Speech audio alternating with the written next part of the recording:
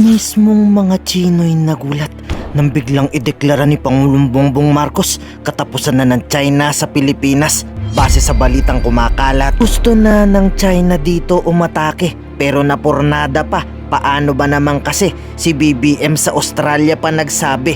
Ayon sa Pangulo, nananawagan siya sa lahat ng gustong umupak at gusto gerahin dito ang mga Chino na kung gustong sugurin nila ang China, magsabi lang sila sa Pangulo dahil walang makukuhang teritoryo dito ang China hanggat siya tumatayong Pangulo. I shall never tire of repeating the declaration that I made from the first day that I took office.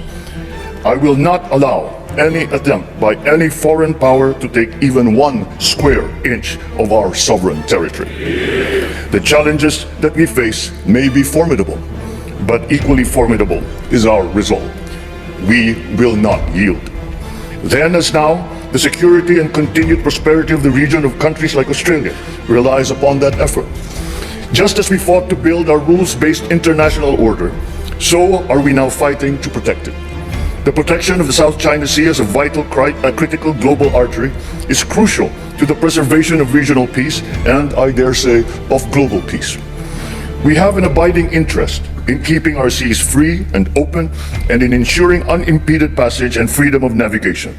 We must uphold, preserve, and defend the unified and universal character of the United Nations Convention on the Law of the Sea as the constitution of the oceans.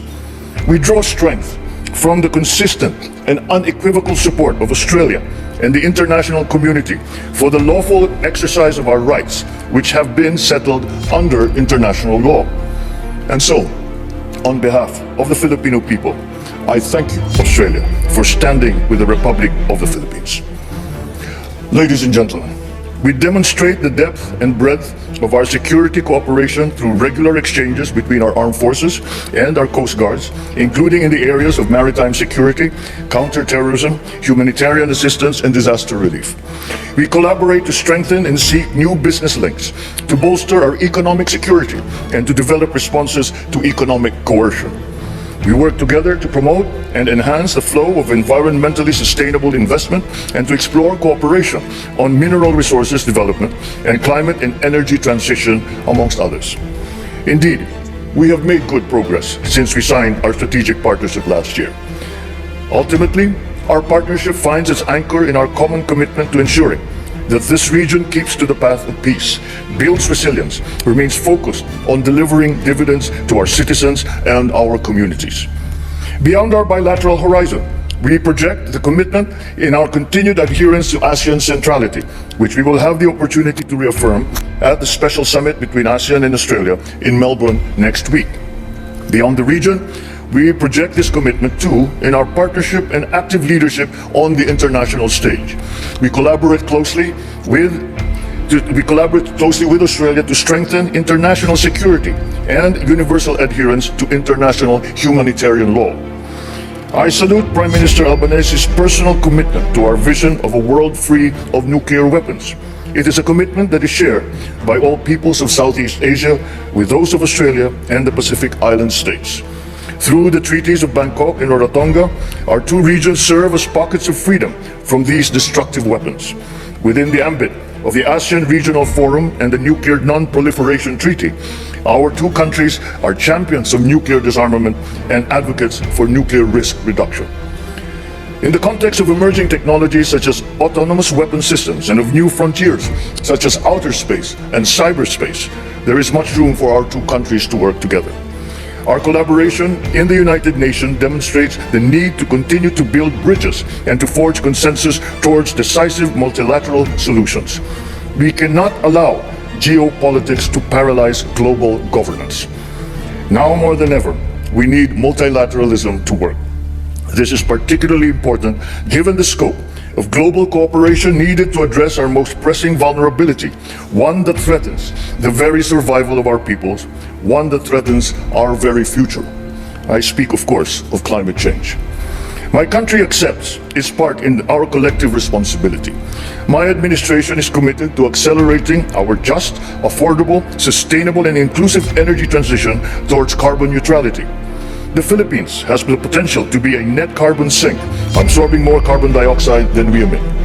Yet we are one of the most climate vulnerable countries in the world, ranking first in the 2023 World Risk Index.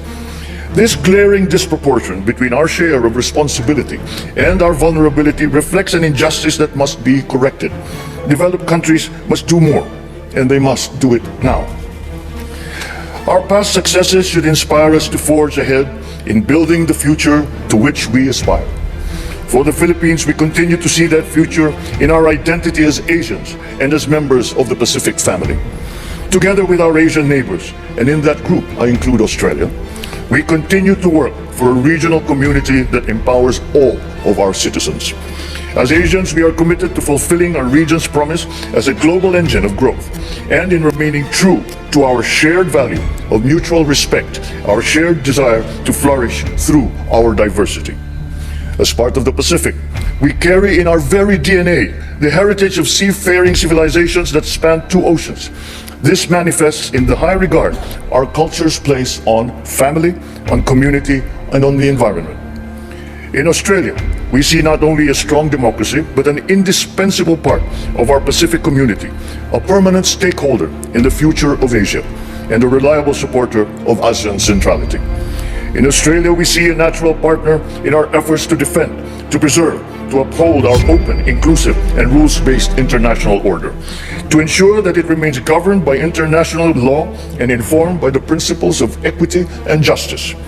In Australia, we see a lifelong friend with whom we have endured joint sacrifices, reveled in our shared victories, and now pursue common aspirations. When our two nations faced common danger in 1942, Filipino soldiers fought valiantly in Bataan and Corregidor. They faced the impossible task of holding back the enemy's advance, and yet we did. These efforts helped keep Australia safe, and in return, a grateful Australian people provided temporary refuge for the wartime Filipino leadership. And at the most crucial moment, Australian airmen, sailors, and soldiers fought side by side with Filipinos as we, together with our allies, turned the tide of war. Just as Filipinos lost lives to keep Australians safe at the onset of war, so did Australians offer their lives to restore freedom in the Philippines at the dawn of peace. As allies, we engaged actively in shaping the free world's vision for the post-war order. We worked to ensure that the new peace would respect the rights of all nations. As founding members of the United Nations, we turned that vision into reality. We must reinforce each other's strengths. We must protect the peace that we fought for during the war and have jealously guarded in the decades since. We must oppose actions that clearly denigrate the rule of law.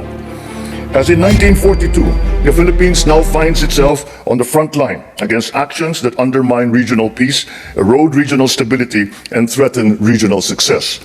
Then as now, we remain firm in defending our sovereignty, our sovereign rights, our jurisdiction. All this inspires confidence in the future of our strategic partnership.